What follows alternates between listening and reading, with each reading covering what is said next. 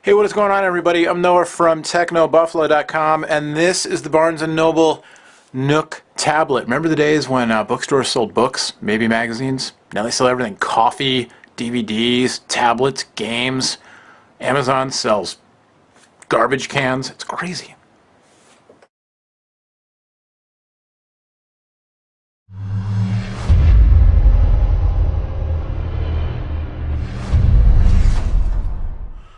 Barnes & Noble says that there will be, currently there's no way to download movies and music directly onto the device. These are streaming apps, or you can sideload your own content. There's a Showtime app, Fandango Movies, Ustream, but there's no store for purchasing movies and music. Barnes & Noble says that there will be more options coming early next year for downloading media directly onto the device. That's kind of all they said, so we'll stay tuned for that. Music, again, you got the music player built in, so you can sideload stuff onto the SD card. And I don't think it comes with anything preloaded, does it? No. No, so this is just for sideloading. There's no store. But if we go back to music, there's a Pandora app, Rhapsody, Groove Shark. So you've got options for subscription services, that kind of thing. Pandora Radio, obviously free. Let's go to TuneIn Radio Pro. Okay, so this will take me to the store, the Barnes & Noble App Store, to purchase the app. So we'll get to the App Store in a second. In fact, we'll go to the newsstand real quick so you can see. This is my library: New York Times, Esquire, Carcraft magazine. I get these demo devices, and I'm not going to apologize for myself. Anyway, you can also then shop for additional stuff. So if you're familiar with using a Nook, Barnes & Noble stuff, their stores are really, I think they're really well laid out. Very nice. This is the newspaper section. You can see all, or you can drill down according to categories or according to best selling. You can always search for things, so I could search directly for, let's say, something to do with music.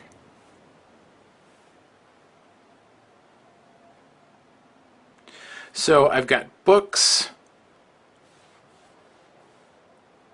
I've got, a lot of these are books. Originally, that's one thing, when you search for this store, you're just going to get all of the all this stuff. And I can download, or I can sort rather, according to, best-selling titles, all that kind of stuff. But still, I basically got everything. So I'm going to go back here. Let's go back to the shop. We'll go to home. From home, you can browse through, review different categories. So I can go, got lists of apps. So let's go to music and video apps. You can see right now, basically the same ones you saw on the home screen. Mog is here, Radio B.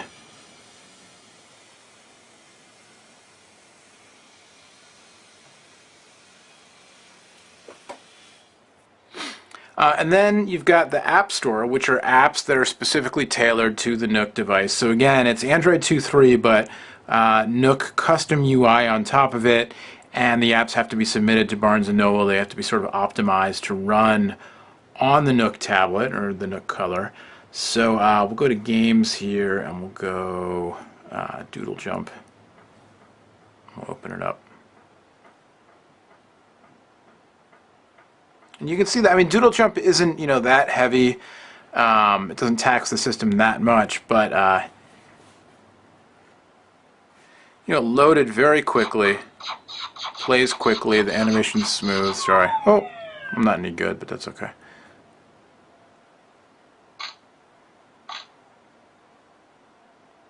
Try to actually pay. Am I even on camera? See, every time I look to see if I'm on camera, I crash and burn.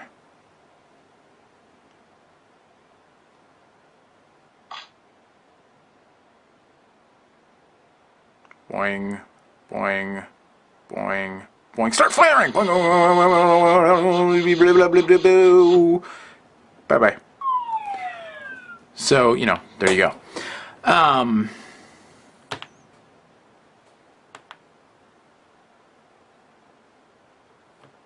go back to apps, and we'll go to the shop, and now we've got recommendations for games. So a lot of stuff you can do here, and the thing that's nice about, you know, this sort of being curated by Barnes & Noble is they're able to, you know, it's kind of a two-pronged thing. It's kind of like, you know, with Apple and the iTunes Store, it is a little bit of a walled garden. You don't get as many apps as you get on the general Android market, but they are curated a little bit. So you've got things that, you know, if you trust the Barnes & Noble brand, you are probably going to trust their choices for, you know, having quality stuff and the sort of content that their customers want to see. That being said, I obviously haven't gone through all of the apps yet, so I don't know. For all I know, there's stuff on here that's total garbage, or, you know, who knows. So we'll have to go through it. But the Snowy Live wallpaper is a bestseller. So you know, let's see. Download process is easy. Things are pretty zippy. Live wallpapers, snowy. Configure. I want a massive snowstorm. I want it going fast, and I want the background. Oh, good. I get choices. I'm going to go ski lodge. Well, that's just terrific. Look at that, kids. $250 plus 99 cents, and you've got yourself a virtual ski lodge. What more could you want? It's winter in California.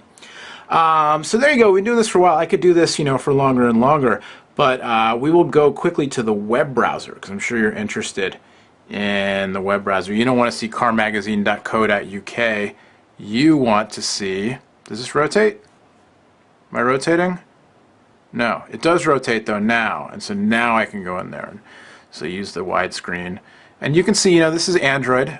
This is familiar to the Android users. Maybe not the keyboard. The keyboard has elements of Android, but obviously customized. But the search and results pane definitely very Android-ish. Oh, look, there's my new article. Terrific. Go read it. It's awesome.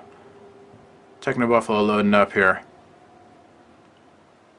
The scrolling is pretty smooth, even though I already got something on the keyboard, or on the display rather. But the scrolling is smooth. I don't know if this will pinch and zoom because it's a mobile view. Well, let's go to this, the $20 Mac Part 3 conclusion. Will this let me pinch and zoom? No. If I open up, can I open up just this photo? Yes. And now I can pinch and zoom. And, you know, it's smooth. And the only reason this photo might look a little blurry is because I took it and I'm a bad photographer. But actually, it's not the display at all. It's the quality of me. And then I've also got the Android buttons there for zooming in and out. I can open new tabs or new windows. I can go bookmarks. Go to the web browser settings. So right, you can default between, or you can switch your default between tablet and desktop. So we'll go desktop there. Turn JavaScript on and off. Enable plugins. Privacy settings. There you go. So if we go back to the Buffalo here. If I reload, will it now give me the desktop view? No, I probably have to clear the cache. Oh, but I can scroll it out. Anyway, so there you go. It's pretty responsive. The scrolling's smooth. There's an accelerometer in there, and you know, all in all, oh, there you go. Now I'm getting the full desktop view. So, you know, obviously not perfect. But I mean, it feels on first, you know, like I said, I've only had it for a couple hours. It feels pretty smooth. It definitely feels a lot like, you know, the things that I liked about the Nook Color, kind of the very just kind of simplified, user-friendly, easy to use interface. It's very straightforward. A lot, you know, riding on the Barnes & Noble customization and making their app store simple to use and that kind of stuff. This is a little bit more complicated, but not really that much more complicated. They are always trying to upsell you stuff, but you know, that's kind of how lots of things are these days. I think for somebody, you've got the email functionality built in. I think for somebody who wants, you know, an inexpensive tablet, I mean, you've definitely got to consider this. You've got to consider the Nook Color. I would, and the Kindle Fire, and I would look at these before I would look at myself. Look at sort of an uncustomized Android tablet, like a Galaxy Tab or a lower cost tablet, just because I think these give you, you know, for the user who wants the $250 experience, it's a little bit more polished, and the power user in search of specs, you know, is either going to know exactly what they want and have found a bargain on something they can mess around with and custom flash or what have you, or they're going to want to spend a little more to get something that's, you know, a little bit more state of the art. But $250 for a dual core processor, so far so good. I like the form factor. I think the 7-inch form factor is great for reading, and you know, so far it looks nice for looking at video. And I'll go into a magazine here just to show you the browsing through a magazine. You know, it's fast. I mean, these pages, you know, they move very quickly, and you can do the animations. And what's really cool about this, actually, it's sort of geeky, but you've got like the see-through thing. You've got, you know, as you turn the page, through the back of this page with this ad here, I can see through to the content on the front, and it's reversed. And I don't know, it's just kind of neat, you know, it's a little geeky thing. So you gotta look for geeky stuff, even in e-reader / tablets. So there you go. It's a not so brief first tour around the operating system of the new Barnes & Noble Nook tablet. Again, $249 available right now. It runs a very modified version of Android 2.3, and it's running off of a dual-core 1 GHz TI OMAP processor with a gig of RAM and 16 gigs of internal storage, although most of that is earmarked towards Barnes & Noble stuff. Only a little bit of that is user accessible with your own files. But then you've got on the back here, under this tab, you've got a micro SD card slot, so you can expand your storage. USB port on the bottom, comes with a charger, microphone for the new Read to Me feature, where you can record and read, I guess it's called, rather, where you can take a kid's book and record yourself reading along with it, and then send it to somebody who also has a Nook tablet. And then your headphone jack for listening to audiobooks and music and all that kind of stuff. So there you go. Under $5. The Steve Jobs biography, really? It's under $5? Well, no, it's $14.99. You get a free sample, though. I'm going to say, I don't think that'd be under $5. You got to fix that, Barnes & Noble. You don't want to mislead people. All right, till next time. I'm going to play with this some more. Thanks again to the folks at Barnes & Noble for sending it over. Thanks to you for watching.